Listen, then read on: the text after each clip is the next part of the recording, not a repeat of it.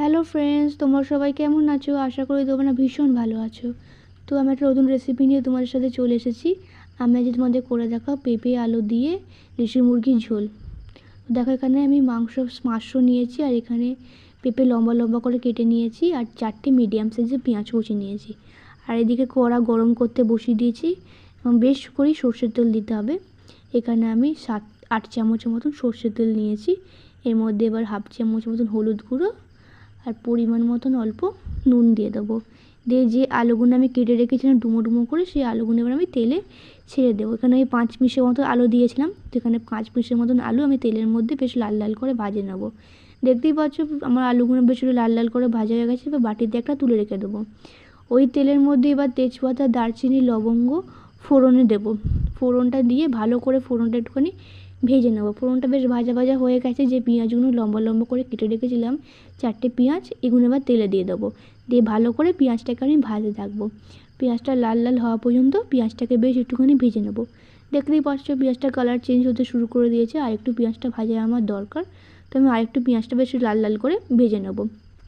এবার দেখো ফ্রেন্ডস, আমার পেঁয়াজটা বেশ একটু লাল লাল করে ভাজা হয়ে গেছে।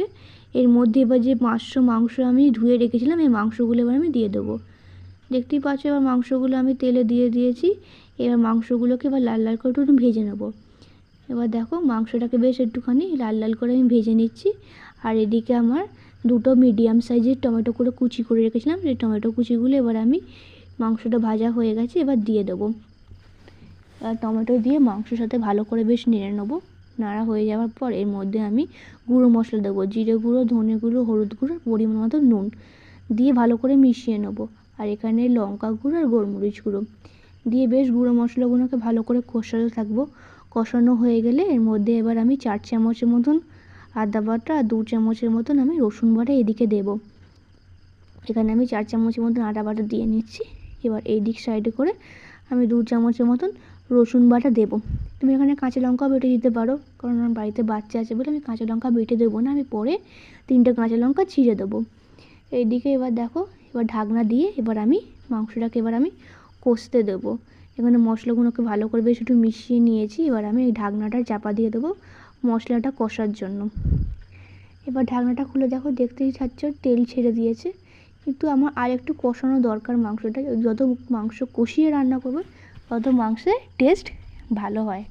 তো দেখো এখানে আমার তেল ছাড়তে শুরু করে দিয়েছে। এর মধ্যে এবার আমি যে লম্বা করে পেঁপে কুটিয়ে রেখেছিলাম, সেই পেঁপেগুলো আমার দিয়ে চাপা দিয়ে দেবো।